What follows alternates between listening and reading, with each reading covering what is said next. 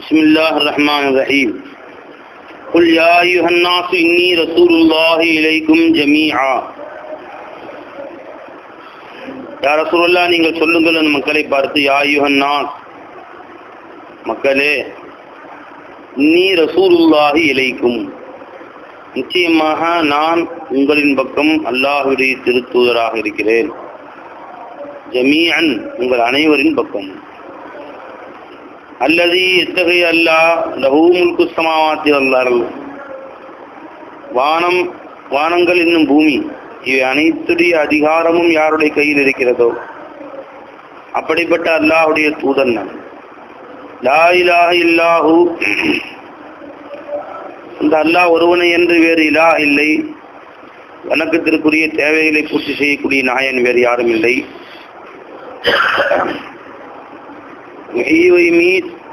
அவனே ஹயாத்தாக்குகிறான்,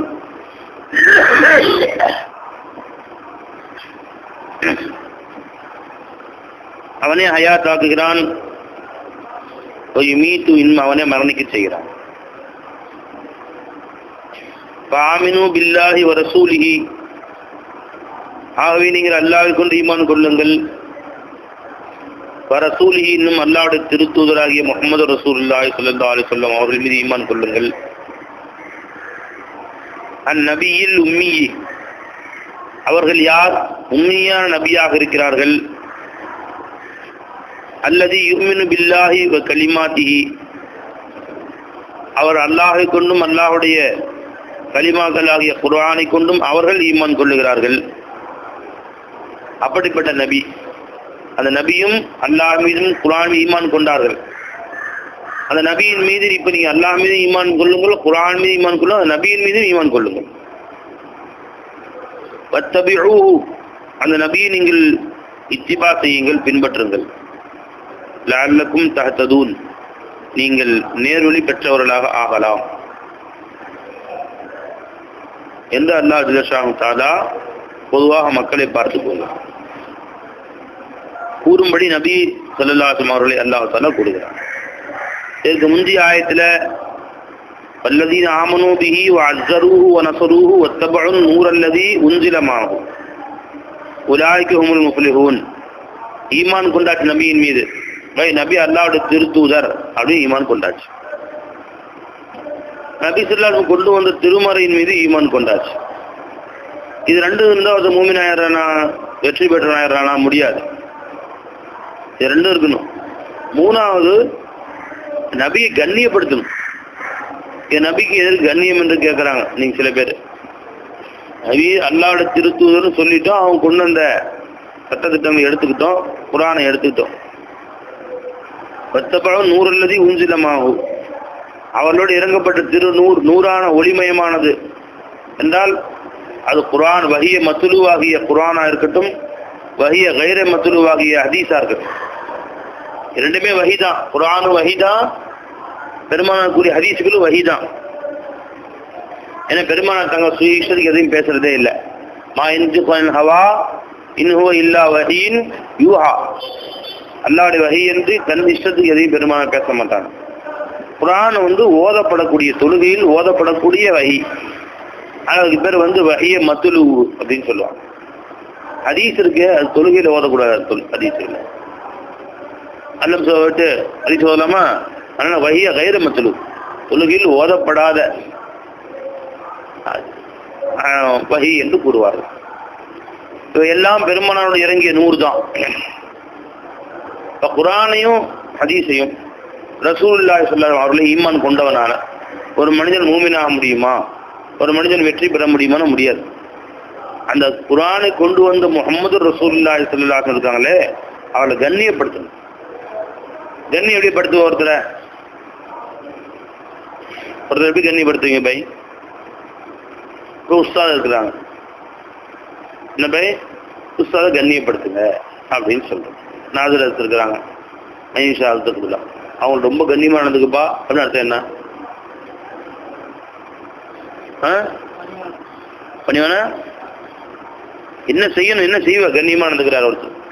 இவர் நாசரத் தனிப்பட்ட கண்ணியம் வச்சிருக்கிறார், இவர் கண்ணியம் வைக்கல. எதை சொல்லுவீங்க? சொல்லுங்க பாய். பொண்ணு அவர் சொல்லி பேச்சு கேட்கிறார், கண்ணி வச்சுக்க. 2 முன்னாடி உட்காரும் போது அதவா மரியாதையா பணிவா உட்கார்றாரு. இன்சிடென்டா கை கட்டிக்கிறார், வந்தா இன்சி நிற்கிறாரு. உடல் ரீதியான அதவுகளை பேணுகிறார். அப்புறம்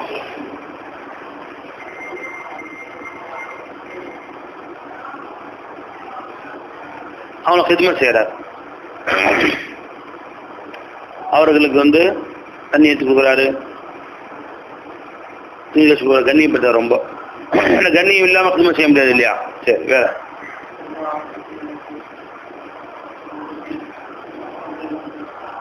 அவங்களை பத்தி யாரும் குறையா பேசினா இவரும் குறை பேசுறது இல்லை, யாரும் குறையா பேசணும் பொறுத்துக்கிறது இல்லை. அவங்களை பத்தி பாராட்டி தான் பேசுறது எப்பயுமே. அவங்க கண்ணியம் எப்போ பார்த்தாலும் அவங்கள பத்தி அவங்க உயர்வு பேசிட்டே இருக்கார். ரொம்ப கண்ணியம் மனசு வச்சிருக்கிறார். அவங்க நினைக்கும் போதே ரொம்ப உயர்வான வார்த்தைகளுக்குன்னு நினைக்கிறார். அங்கங்களா அங்க அதே மாதிரி கண்ணியம் வச்சிருக்காரு. எப்படி சொல்லணும்?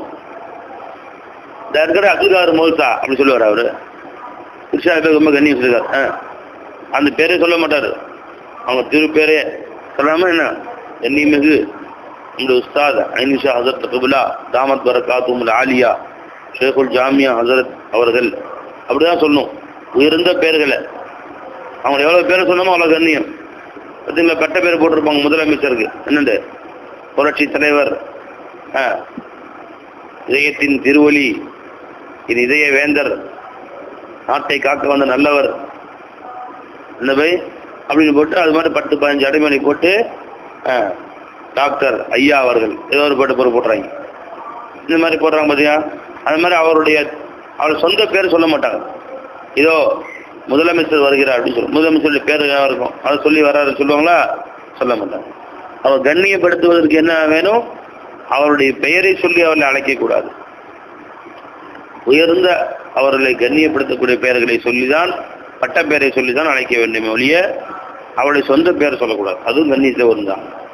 எப்பவுமே அவங்க உயர்வை பேசிக்கிட்டே இருக்கணும், அதுவும் கண்ணியத்தில் ஒன்று தான்.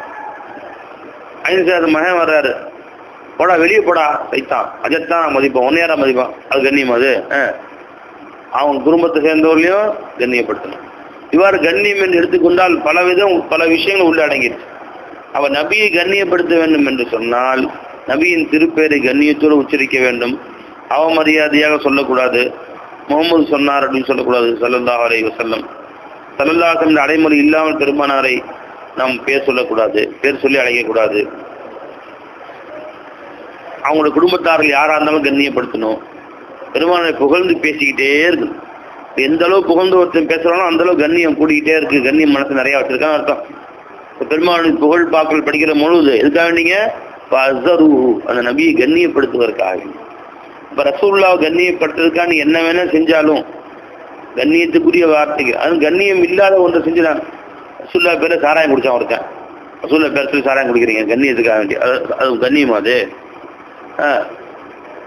உங்க பேர்லாம் பிரி குடிச்சு உங்க மூஞ்சியிலே ஊதுறேன் அப்படின்னா அது கண்ணியமா? அது ஒருத்தருக்கு கண்ணியம் இல்லை. இது கண்ணியமான செயல்கள் செய்து அதற்கு அவர்களை காரணகர்த்தாவாக ஆகினார் இவர். இப்போ குரான் ஓதுறாரு, ஓதிட்டு முடிச்சு சொல்றாரு, இப்போ நான் குரான் ஓதுற காரணமே அஹிம்சாத்து தான். குரான் ஓத தெரியாம ஒரு காலம் இருந்துச்சு, அதைத்தான் எனக்கு குரான் ஓத கற்றுக் கொடுத்தாங்க அப்படின்னா கண்ணியம். இது இப்போ நற்காரியங்கள் செய்துவிட்டு இது ரசூலுல்லாஹ்வுடைய அருள், அவருடைய பகுதியை கொண்டு அல்லாஹ் எனக்கு கொடுத்தான். ஹதீஸ் பாடம் நடத்துறேன், தஃப்சீர் பாடம் நடத்துறேன்னா என் ரசூல் ஸல்லல்லாஹு அலைஹி வஸல்லம் போட்ட பிச்சை. ஏன்னா அவங்க இல்லைன்னா தஃப்சீர் எங்க, ஹதீஸ் எங்க, குரான் எங்க, என்ன இருந்துச்சு? ஒன்றும் இல்லை. இந்த கண்ணியமிக்க இந்த வேலையை எனக்கு பெருமானார் தான் கொடுத்தாங்க. எத்தனையோ பேருக்கு என்னென்ன வேலை கொடுத்தாங்க, எனக்கு இந்த தஃப்சீரி ஹதீஸி மக்களுக்கு சொல்லக்கூடிய வேலையை கொடுத்தாங்க. என்றெல்லாம் அவர்களை புகழ்கிறாய், அவர்கள் மீது புகழ் பாக்களை படிக்கிறாய், முழுது சொல்லி படிக்கிற, புருதா சொல்லி படிக்கிற, இது எல்லாமே இதில் உள்ளது பாய். குரானுடைய உத்தரவு அஸ்ஸரு, அவரை கண்ணியப்படுத்த வேண்டும் என்ற குரானுடைய உத்தரவு தான் நாம் செஞ்சுட்டு இருக்கோம். விழா விழாக்கள் நடத்துகிறோம், பெருமானுடைய உயர்வை பற்றி உலகத்துக்கே பேசுகிறோம். எல்லாம் என்ன பாய்? எதில் உள்ளது பாய்? அஸ்ஸரு என்னங்க பாய்? அதெல்லாம் கட்டாயமாக செஞ்சு ஆகணும் பாய். யார் என்ன சொன்னாலும் சரிதான். வல்லதீன ஆமனூ பிஹி, வெறும் ஈமான் கொண்டா மட்டும் மத்தாது. யார் ஈமான் கொண்டார்களோ அஸ்ஸரு, அந்த நபியை கண்ணியப்படுத்தினார்களோ, நஸரு, அந்த நபிக்கு உதவியும் செய்தார்களோ.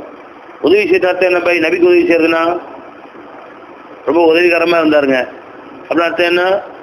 உலகத்தை பொறுத்த வரைக்கும் இவருக்குரிய தேவைகளை நிறைவேற்றி வைத்தார் அப்படின்னு அர்த்தம்.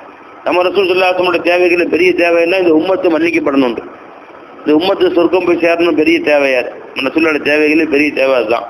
அப்ப யார் இந்த உம்மத்துக்கு சேவை செய்கிறார்களோ, ஒன்று இந்த உம்மத்துக்கு தீனை கற்றுக் கொடுத்து ஹிதாயத்தை கற்றுக் கொடுத்து நேர்வழியான பாதையில் அழைத்து செல்லக்கூடியவனாக ஆகிவிட்டால், அல்லது அந்த உம்மத்தில் உண்டான யாருக்காக ஒருத்தர் உதவி செய்தால் அதுவும் பெருமாள் செஞ்ச உதவியாகவே அல்லாஹ் எடுத்துக்கொள்கிறான். நம்பி நான் வெளியூர் போயிருக்கிறேன், என் பிள்ளைங்கள்ல இப்ராஹிம் காலில் அடிபட்டுருச்சு, நீ உடனே கட்டு போட்டு விட்டேன், அந்த விரல்ல கட்டு போட்டு விட்டேன். இப்போ உதவியா இல்லையா? அதில் அவங்க செஞ்ச உதவியை ஏற்றுக்கொள்ள முடியுமா? முடியும். அதில் வெளியூர் போயிட்டாங்க, அவங்க பையனுக்கு காலில் அடிபட்டுருச்சு, கட்டு போட்டு விட்டேன், உதவியா இல்லையா? அது செஞ்ச உதவி. அப்போ ரசூல் ஸல்லல்லாஹு அலைஹி வஸல்லம் அவர்களுடைய உம்மத்துகள் யாருக்கு எந்த மூலையில் நீ உதவி செய்தாலும் யாருக்கு செஞ்ச உதவி தான்? அது ரசூலுல்லாஹ்வுக்கு செஞ்ச உதவி தான். அவங்க உம்மத்துக்கு ஹிதாயத் செஞ்ச யாருக்கு செஞ்ச உதவி? அது பெருமாள் செஞ்ச உதவி தான். நபிக்கு உதவி செய்வார்கள் என்று சொன்னால் அந்த உம்மத்தை கண்ணியப்படுத்துவார்கள், உம்மத்துக்கு உதவி செய்வார்கள், நபியின் புகழ்பாக்களை படிப்பார்கள், நபியுடைய உம்மத்துகள் யாரெல்லாம் வழிகட்டுக்காக ஹிதாயத் செய்வாங்க, எல்லா கருத்தும் உள்ள வந்துருச்சு. இன்னும் நபிக்கு உதவியும் செய்வார்கள். வத்தபஉன் நூரல்லதி உன்சில மாஹு, நபியோடு இறங்கிய நூறாகிய அருள்மறை குர்ஆனையும் அவர்கள் பின்பற்றுவார்கள். உலாயிக ஹுமுல் முஃப்லிஹூன், அவர்கள் தான் வெற்றியாளர்கள் தான். அல்லாஹ் அந்த வெற்றியாளர் கூட்டத்தில் நம் அனைவரையும் சேர்த்து அருள் புரிவானாக. ஒரு நபியை நீங்கள் சொல்லுங்கள், யா அய்யுஹன் நாஸ், மக்களே. நபி ரசூல் ஸல்லல்லாஹு அலைஹி வஸல்லம் யாருக்கு நபி அனுப்பப்பட்டாங்க? இன்னி ரசூலுல்லாஹி இலைக்கும் ஜமீஆ, உங்கள் அனைவருக்கும் மனிதன் ரசூலாக அனுப்பப்பட்டாங்க. யாரை சொன்னாங்க? முன்னாடி இருந்த மக்களை மட்டுமா? மக்காவாசியில் உங்கள் அனைவருக்கும் நபியான அர்த்தமா? அன்றைக்கு உலகமெங்கும் இருந்த அனைத்து மக்களையும் சொல்றாங்க. ஒரு இடத்துல சொன்னாலும் அந்த செய்தி எல்லாம் உலகமெங்கும் அனுப்பி வச்சுருவான் கியாமத் வரைக்கும். அப்ப அன்றைய காலத்தில் வாழ்ந்த மக்களுக்கு மட்டும் இல்ல, பெருமானார் காலத்துக்கு பின்பு இன்று வரை, இதற்கு பின்பு கியாமத் நாள் வரை வரக்கூடிய அத்தனை பேருக்கும் ரசூல் ஸல்லல்லாஹு அலைஹி வஸல்லம் அவர்கள் நபியாகத்தான் இருக்கிறார்கள். அத்தனை பேரை பார்த்தும் நீங்க சொல்லுங்க நபியை. அவ்வளவு பேருக்கு நபியா இருக்கு, நபி மறைந்து விடலாமா? மறைய முடியாது. அவர்கள் 63 வயதில் கண்ணை மூடிக்கொண்டார்கள். அவருடைய இந்த ஸ்தூல உடல் மண்ணில் வைக்கப்பட்டது. இருப்பினும் அவர்கள் நம்மோடு தான் வாழ்கிறார்கள், நமக்கு சொல்லிக் கொண்டுதான் இருக்கிறார். இந்த ஆயத்துடைய கருத்துப்படிக்கு, யா அய்யுஹன் நாஸ், மக்களே, இன்னி ரசூலுல்லாஹி இலைக்கும் ஜமீஆ, உங்கள் அனைவருக்கும் நான் அல்லாஹ்வின் திருத்தூதராக இருக்கிறேன். எப்படிப்பட்ட அல்லாஹ்? அல்லதி லஹு முல்கு ஸமாவாத்தி வல் அர்த், வானங்கள் பூமி அனைத்துக்கும் அனைத்துடைய அதிகாரத்தையும் வைத்திருக்கிறானே, அத்தகைய அல்லாஹ்வுடைய ரசூலாக நான் இருக்கிறேன். லா இலாஹ இல்லாஹு, அவனை தவிர வேறு இலாஹ் இல்லை. யுஹ்யி ஹயாத்தாக்குகிறான், இன்னும் மௌத்தாக்குகிறான். ஃபாமினு, ஆகவே நீங்கள் ஈமான் கொள்ளுங்கள், பில்லாஹி அல்லாஹை கொண்டும், ரசூலி அல்லாஹ்வின் ரசூலை கொண்டும், நபியில் உம்மியான நபியை கொண்டும்,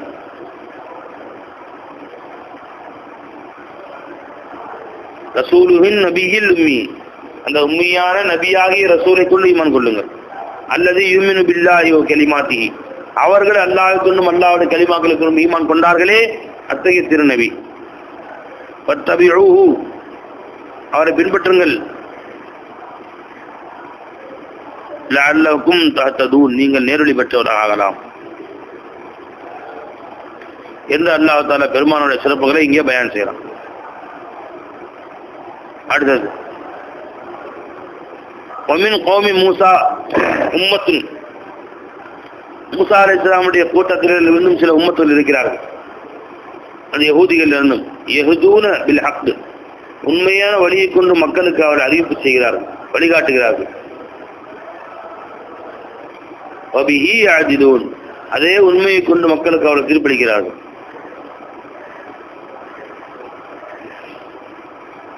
இந்த மாதிரி நியாயவான்களாகிய சில மக்களும் இருந்தார்கள் யஹூதிகள்ல.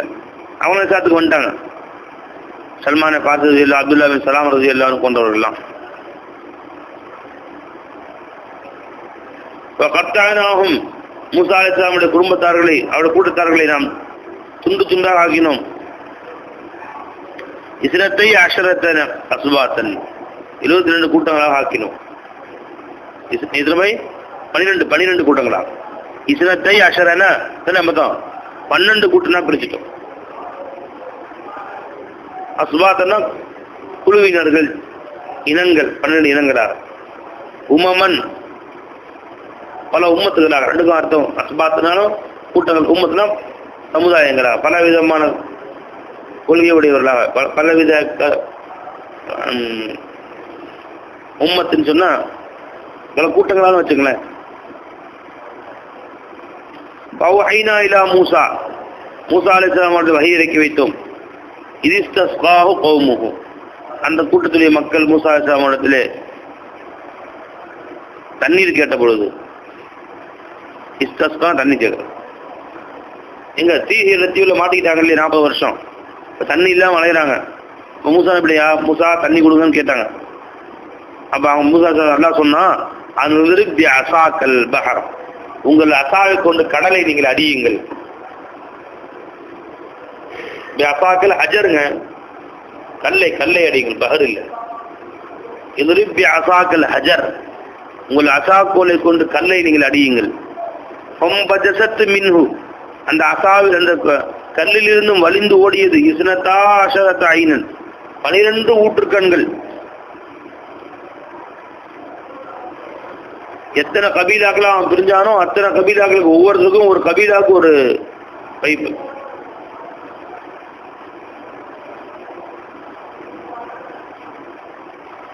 பனிரெண்டு ஊற்றுகள் வலிந்து ஓடியன அந்த கல்லில் இருந்தும். அது அலிம குல்லு உனாசிம் மஷ்ரபகும், ஒவ்வொரு குழுவினரும் தங்களுடைய குடிக்கும் இடத்தை நன்கு அறிந்து கொண்டார்கள். ஒவ்வொருத்தருக்கும் நல்லா தண்ணி அடையாளம் வச்சுட்டான், இது இவங்களுக்கு, இது இவங்களுக்கு, இது இவங்களுக்கு. அவன் தனியா போய் அந்த இடத்துல தண்ணி பிடிச்சிக்கிறான், அந்த கூட்டத்தார்கள் மட்டும். 12 கூட்டங்களுக்கு அல்லாஹ் தஆலா 12ஆக பிரிச்சுட்டான். தண்ணி வந்துகிட்டே இருக்கு. இவ்வளவு பேர் நியமனம் செஞ்சிருக்கோம், வேற யாருக்கும் இந்த மாதிரி செய்யறதுக்கு முன்னாடி. தண்ணி இல்லைன்னா தேடிதான் போகணும். அல்லாஹ் தஆலா அவர்களுக்கு கல்லிலிருந்து தண்ணி வர வச்சான்.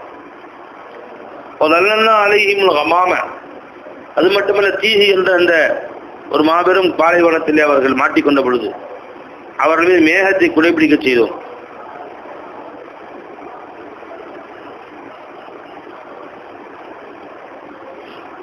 வஅன்ஸல்னா அலைஹிமுல் மன்ன வஸ்ஸல்வா, மண்ணு சல்வா எனும் உணவுப் பொருளை அவர்களுக்கு இறக்கி வைத்தோம். மண்ணு என்பது ஒரு வகை காளான் தம்பி. காலங்காத்தால எல்லா மரங்கள்லையும் முளைச்சிருக்கும். அதை எடுத்தாட வெள்ளரி பிஞ்சு மாதிரி அவ்வளோ டேஸ்டா இருக்கும். ஒரு நல்ல அலைஹிமுல் கமாம, வஅன்ஸல்னா அலைஹிமுல் மன்ன வஸ்ஸல்வா. சல்வா என்பது ஒரு பறவை, சின்ன காடை பறவை மாதிரி கூட்டமா வந்து உட்காரும் காலங்காத்தால அவங்க ஒவ்வொருத்தர் வீட்டு வாசல்லையும். அன்றைக்கு தேவையான அளவு அந்த பறவையை மட்டும் பிடிச்சிக்கணும். வாங்கி வறுவல் பண்ணி அடுத்த நாள் வச்சுக்கணும்னு நினைக்காதீங்க. அன்னன்னைக்கு தேவையை எடுத்துக்கணும். திரும்ப அடுத்த அல்லாஹ் கொடுப்பா நம்பிக்கை வைங்க என்று அல்லாஹ் கூறியிருந்தான். குலூமின் தய்யிபாத்தி மா ரஸக்னாக்கும், நாம் கொடுத்தவற்றில் நல்லவற்றை கொண்டு நீங்க சாப்பிடுங்க. ஒமா ஸலமூனா, நாம் எந்த அநியாயம் செய்யவில்லை. வலாக்கின் கானூ அன்ஃபுஸஹும் யظ்லிமூன், அவர்கள் தங்கள் நப்சுக்கே தாங்கள் தீங்கிழைத்தவர்கள் ஆகிவிட்டார்கள். அப்ப அல்லாஹ் அந்த மாதிரி மண்ணு செல்வம் இறக்கி வச்சான். சேர்த்து வைக்காதீங்க சொன்னாங்க, சேர்த்து வச்சானுங்க, இவங்க கொண்டு போய் எடுத்து வச்சானுங்க. எல்லாம் கோபமாகி அதை இறக்கிட்டான், அதை நிப்பாட்டிட்டான் அல்லா தஆலா மண்ணு செல்வம். இந்த மாதிரி அல்லாஹ்வின் உத்தரவு வந்தால் அதை மாற்றி மாற்றி செய்வதே இவருடைய வேலையா போயிடுச்சு. என்ன அல்லாஹ் சொன்னா அதுக்கு மாற்றமா செய்யறது. டெய்லி பறவை அனுப்புறான், அது பிடிச்சி அது சாப்பிட்ற வரைக்கும் சும்மாதான் இருந்தது. பறந்து போக தப்பிச்சு போக முயற்சியே செய்யல. ஒரு வகை காளான் உணவு டெய்லி காலையில் கிடைச்சி போயிருது. என்ன ஈஸியா வாழ்க்கையை ஓட்டலாம். அப்படி இல்லாம தண்ணி வேற வந்துருச்சு. அவங்க குடிக்க திங்கிறதுக்கு சாப்பாடு, அப்புறம் பறவை சால்னாவுக்கு பறவை வந்துருச்சு, குடிக்க தண்ணி வந்துருச்சு. இவ்வளவு வச்சு நேமத்துக்கு சுக்குர் செஞ்சு வாழ வேண்டியதானே. அப்படி இல்லை, அப்போ நன்றி கெட்டுதான் நடந்துட்டாங்க. அதுக்கு தண்டனை தான் அல்லாஹ் ஜல்ல ஷானஹு தஆலா அவர்களுக்கு பலவிதமான சோதனைகள் அல்லாஹ்வும் கொடுத்தான். இவ்வாறாக யஹூதிகளை பற்றி அல்லாஹ் ஜல்ல ஷானஹு தஆலா அவங்களுக்கு அல்லாஹ் செஞ்ச நியமத்துகளையும், நியமத்துகளை நன்றி எப்படி செய்யாமல் தான் அல்லாஹ் நம்ம காட்டுற நோக்கம் என்ன, உங்களுக்கும் ஒரு நியமம் செஞ்சிருக்கான். நான் எவ்வளவோ அளவற்ற நியமத்துகளை நமக்கும் அல்லாஹ் செஞ்சிருக்கான். 3 நேரம் சாப்பிட்றோம், கைகால்கள் சலாமத்தா இருக்கு, இதோட பெரிய நியமத்து என்ன? இந்த நியமத்துகளுக்கு நன்றி செலுத்தணும், அல்லாஹ் சுக்ர் செய்யணும். அப்ப நன்றி செலுத்த தவறினால் எப்படி அல்லாஹ் கொடுத்த நியமத்தெல்லாம் புடுங்கினானோ கண்ணியமா வச்சிருந்த பின்னாடி, அதே மாதிரி அல்லாஹ் நாம் அவுது பில்லாஹ் மின்ஹா நம்ம நியமத்தையும் புடுங்குவான். இல்லாமல் அனைவரையும் பாதுகாப்பானாங்க.